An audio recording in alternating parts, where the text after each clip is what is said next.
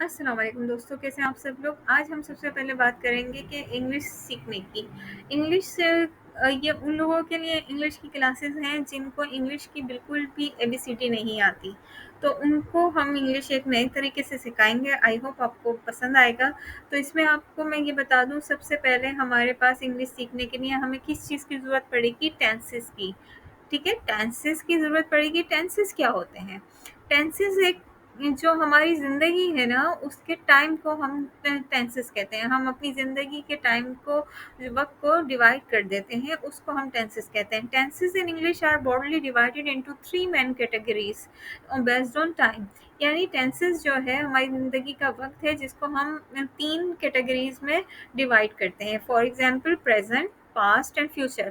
Present मतलब जो हमारा मौजूदा वक़्त है, उसको हम प्रेज़ेंट कहते हैं। पास्ट जो वक़्त हमारा गुज़र चुका है, हम उसको पास्ट कहते हैं। किसी का भी वक़्त हो, जो गुज़र रहा हुआ वक़्त है वो पास्ट है, जो अभी का वक़्त चल रहा है वो प्रेज़ेंट है, और जो आने वाला वक़्त है जिसके बारे में हम सोचते हैं, प्लान करते हैं, वो फ्यूचर है। ठीक है? अब प्रेज़ेंट, पास्ट एंड फ्यूचर, ये हमारे पास 3 किस्म के टेंसेस हैं जिनको हमें सीखना है। इनमें जो है present and past have 4 categories, यानी प्रेज़ेंट एंड पास्ट की भी 4 कैटेगरीज़ हैं। And future is divided into 3 types, या और फ्यूचर की खाली 3 टाइप्स हैं। पहले 4 होती थी, आजकल मॉडर्न इंग्लिश में ये ख़त्म करके 3 टाइप्स हैं। ठीक है? अब हम बात करते हैं present. What is present? As I have said, present is your current time. Present means current time and it has four main types are written below. यानी present की present का मतलब है आपकी ज़िंदगी का मौजूदा वक्त, और इसके 4 एग्ज़ाम्स हैं जो कि नीचे हैं। ठीक है, उसमें हमारे पास सबसे पहले अगर हम प्रेजेंट सीखना चाहेंगे तो हमें प्रेजेंट सीखने के लिए सबसे पहले प्रेजेंट सिंपल सीखना पड़ेगा, फिर प्रेजेंट कंटिन्यूअस, फिर प्रेजेंट परफेक्ट, फिर प्रेजेंट परफेक्ट कंटिन्यूअस। अब क्या है प्रेजेंट? क्या है? मौजूदा वक्त। अच्छा, मौजूदा वक्त के कितनी किस्में हैं? हमारे पास 4 किस्में हैं। वो कौन कौन सी? प्रेजेंट परफेक्ट, प्रेजेंट सिंपल, पहली कौन सी? Present simple. फिर दूसरी प्रेजेंट कंटिन्यूअस, जिसे हम प्रोग्रेसिव भी कहते हैं, यानी present progressive. Present perfect, present perfect, progressive. ठीक है? अब उसके बाद हम बात करते हैं, let's talk about the present simple. Present simple का मतलब क्या है? The present simple tense refer to the action that we regularly और habitually perform as illustrated below. यानी प्रेजेंट सिंपल का टेंस रेफर करता है ऐसे अमल को, ऐसे एक्शन को हमारे, जो कि हम रेगुलरली तौर पे या फिर हैबिचुअली यानी आदतन तौर पे कर रहे होते हैं। जैसे कि लिखा हुआ है डेली रूटीन, पहले नंबर पे आती है डेली रूटीन। आप सबको भी याद होगा कि डेली रूटीन यानी हम रोज़ के जो काम कर रहे होते हैं। फॉर एग्जांपल, मैं सुबह उठती हूँ, मैं खाना खाती हूँ, मैं पानी पीती हूँ, वो सब हम किस में कहेंगे, किस में लिखेंगे? प्रेजेंट सिंपल में। ठीक है? उसके बाद हम हैबिट्स की बात करें। हैबिट्स में हमारी जो आदतें होती हैं, फॉर एग्जांपल वो बहुत झूठ बोलती है, वो बहुत नखरा करता है, तो ये भी किस में आता है? प्रेजेंट सिंपल में। फिर न्यूज़, न्यूज़ क्या है? वो भी प्रेजेंट सिंपल है। ज़्यादातर न्यूज़ जो है वो प्रेजेंट सिंपल में सुनाई जाती हैं। ठीक है? अच्छा, फिर repeated time action. Repeated time action क्या है? वो एक्शन जो बार-बार होते हैं लेकिन थोड़े टाइम बाद। फॉर एग्ज़ाम्पल, मैं हफ्ते में 1 दफ़ा जो है अम्मी के घर जाती हूँ, तो इसका मतलब क्या है? ये रिपीटेड टाइम एक्शन है, तो लेकिन थोड़ा-सा वक़्फ़े के बाद है, तो उस एक्शंस को भी हम प्रेज़ेंट सिंपल में कहते हैं। ठीक है? फिर यूनिवर्सल ट्रुथ। यूनिवर्सल ट्रुथ में हमारे पास आ जाता है, यानी जो कायनाती सच हैं, जैसे सूरज मशरिक़ से निकलता है, 5 वक़्त की अज़ान होती है। ठीक है? तो ये सारी चीज़ें जो हैं, जो कुदरती तौर पे होती हैं, उनको हम भी प्रेज़ेंट सिंपल में कहते हैं। ठीक है? यहाँ तक समझ आई? अब सबसे पहले हम बात करते हैं, जैसे प्रेज़ेंट सिंपल की हमने बात की कि प्रेज़ेंट सिंपल जो है भई, वो एक्शन है जो बार-बार हो रहा है, उसको हम प्रेज़ेंट सिंपल कहते हैं, और ऐसे कामों को हम प्रेज़ेंट सिंपल में बनाते हैं। तो हम प्रेज़ेंट सिंपल कैसे बना सकते हैं? तो इसके लिए हमें 3 चीज़ों की ज़रूरत पड़ती है, सब्जेक्ट, वर्ब और ऑब्जेक्ट। अब इसमें सब्जेक्ट क्या है? Subject, what is subject? Subject is a doer of an action, यानी सब्जेक्ट जो है कोई काम करने वाले को कहते हैं। फॉर एग्ज़ाम्पल, अगर मैं काम कर रही हूँ तो आई, अगर आप काम कर रहे हैं तो यू, अगर हम काम कर रहे हैं मिलके तो वी, अगर वो काम कर रहा है तो ही, और अगर कोई लड़की काम कर रही है जिसको हम ये कहते हैं कि वो रो रही है या वो रोती है, तो शी।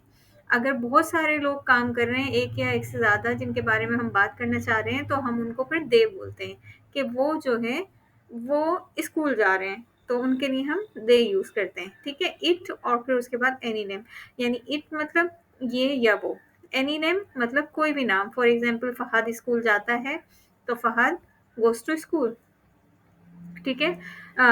आप स्कूल जाते हो, यू गो टू स्कूल। मैं स्कूल जाती हूँ, आई गो टू स्कूल। हम स्कूल जाते हैं, वी गो टू स्कूल। वो स्कूल जाता है, ही गो टू स्कूल। वो स्कूल जाती है, अगर वो लड़की है तो शी गो टू स्कूल। और वो स्कूल जाते हैं, एक से ज्यादा है, तो दे गो टू स्कूल। समझ आई? दोबारा सुनिएगा कि subjects means doer of an action, और सब्जेक्ट के नाम क्या क्या है हम मैंने यहाँ आपको लिख दिए हैं। आई का मतलब है मैं, यू का मतलब है तुम या आप, ठीक है। वी मीन हम, ही मीन वो, लेकिन किसके लिए? लड़के के लिए। शी मीन भी वो, लेकिन किसके लिए? लड़की के लिए। दे, चाहे लड़का हो चाहे लड़की हो, चाहे दोनों हो, लेकिन एक से ज्यादा होंगे तो फिर हम दे का यूज करेंगे। इसका मतलब भी क्या है? वो। इट मतलब ये, ठीक है। एनी नेम मतलब कोई भी नाम, ठीक है। अब आपके पास फार्मूला क्या है प्रेजेंट बनाने के लिए? सबसे पहले सब्जेक्ट रखना है। आपने क्या रख लिया? सबसे पहले सब्जेक्ट रख दिया, और सब्जेक्ट में आपके पास ये सारे सब्जेक्ट आ गए, इनमें से कोई एक आएगा, ठीक है। फिर आपने वर्ब रखनी है, और वर्ब की फर्स्ट फॉर्म। लेकिन अगर आपके पास वर्ब में ही, शी और दे हुआ, ही शी हुआ, क्या हुआ? ही या शी। अगर ये दो सब्जेक्ट में से कोई आ रहा है, ही, शी, इट और एनी नेम, देखो हटा दें, ही, शी, इट और एनी नेम अगर आपके सब्जेक्ट्स में आ रहा है, तो उस सब्जेक्ट में आप क्या लगाएंगे? वर्ब में आगे एस या ई एस लगाएंगे। क्या लगाएंगे वर्ब की फर्स्ट फॉर्म के साथ? एस या ई एस। फॉर एग्जाम्पल गो मतलब जाना होता है, वो वर्ब है, क्योंकि वो एक्शन है, जाने में टांगे हिलती हैं, ठीक है। लेकिन जाने के साथ अब आपने देखा कि हम बात कर रहे हैं कि वो स्कूल जाता है। अब वो स्कूल जाता है का मतलब लड़का है और एक है, जाता है से पता चल रहा है कि एक लड़का है, तो फिर क्या लगाएंगे? He goes to school. मैं स्कूल जाती हूँ, आई गो टू स्कूल। आप स्कूल जाते हो, यू गो टू स्कूल। हम स्कूल जाते हैं, वी गो टू स्कूल। वो स्कूल जाता है, ही गोज टू स्कूल। वो स्कूल जाती है, शी गोज टू स्कूल। वो स्कूल जाते हैं, अब एक से ज्यादा है, तो फिर एस या एस नहीं लगेगा, दे गो टू स्कूल, ठीक है। अच्छा जी, फ़हद स्कूल जाता है, यानी कोई एक नाम आ गया, तो फिर फ़हद के साथ भी एस या एस लगेगा। फिर क्या होगा? फ़हद गोज़ टू स्कूल, ठीक है। अब इसी तरीके से फॉर एग्जांपल यहाँ आपको पता चल गया, आपने सबसे पहले सब्जेक्ट रखना है, फिर वर्ब रखना है। अब वर्ब में अगर खाली ही, शी, इट, एनी नेम आ जाए, इन चारों में से कोई आ जाएगा, तो एस एस या एस लगेगा, वरना डायरेक्ट फर्स्ट फॉर्म ही आ जाएगी, ठीक है। फिर ऑब्जेक्ट। अब बात करते हैं what is verb. Verb is an action, ठीक है। वर्ब क्या है? एक्शन है। मतलब जैसे कम मतलब आना। अब आने में आपको पता है कि टांगे हिलती हैं, आने में एक्शन परफॉर्म हो रहा है। गो, जाना, जाने में भी हरकत हो रही है। किसी भी चीज में, अमल में हरकत पाई जा रही है, वो एक्शन है। फॉर एग्जाम्पल फेंकना, खाना, पीना, ठीक है। स्लीप, मेक, बनाना, ईट, खाना, वीप, रोना, डू, करना, इन सब में क्या है? एक्शन परफॉर्म हो रहा है। अब सोने में आंखें बंद करनी पड़ती हैं, आपको लेटना होता है, तो सिप, स्लिप, सोना। मेक, बनाना, आप कोई चीज बना रहे हैं, तो मेक। ईट, खाना खाना। अब खाना तो एक प्लेट में रखा हुआ है, लेकिन खाना खाना मीन ईट, तो फिर आपको उसमें क्या एक्शन परफॉर्म करना है? हाथ से उठाना है, खाना है। विप, रोना, उसमें बच्चा जो है आंसू निकलते हैं, चीखता है, रोता है। विप, रोना। डू मीन करना, यानी कोई भी काम करना, उसमें एक्शन है। तो जिस चीज में एक्शन होता है उसको हम वर्ब कहते हैं। और बहुत से लोग इसको बहुत इजीली कर देते हैं कि वर्ब का मतलब ये है कि जिसके आखिर में ना आ रहा है, नून अली ज़बर ना उर्दू में, वो वर्ब है। और सब्जेक्ट को, ठीक है, तो कुछ लोग ऐसे करते हैं, लेकिन हम जो है ये इसको वर्ब को सही से डिफाइन कर देते हैं कि जिस चीज़ में भी हम हरकत हो रही है, अमल हो रहा है कोई, उस अमल के करने को हम एक्शन कहते हैं, ठीक है। फॉर एग्जाम्पल आना, आने के लिए उसको हरकत करनी पड़ेगी, ठीक है, तो फिर वो एक्शन है, और एक्शन का मतलब आपको पता चल गया कि वर्ब है, ठीक है। अब इसके बाद ऑब्जेक्ट। What is object?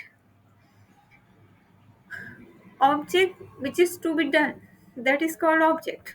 मतलब जिस चीज पे काम खत्म हो जाए, वो ऑब्जेक्ट है। अब फॉर एग्ज़ाम्पल सबसे पहले हमने शुरू में लिया था कि सब्जेक्ट क्या होता है, भई किसी भी काम करने वाले को सब्जेक्ट कहते हैं। वर्ब क्या होता है, किसी अमल को, किसी काम को जिसमें हरकत हो रही हो, उसको हम काम करने में जो हरकत होती है, उसको हम क्या कहते हैं, वर्ब कहते हैं। ऑब्जेक्ट जिस चीज़ पे काम खत्म हो जाए। अब शुरू में हमने लिया कि वो स्कूल जाती है।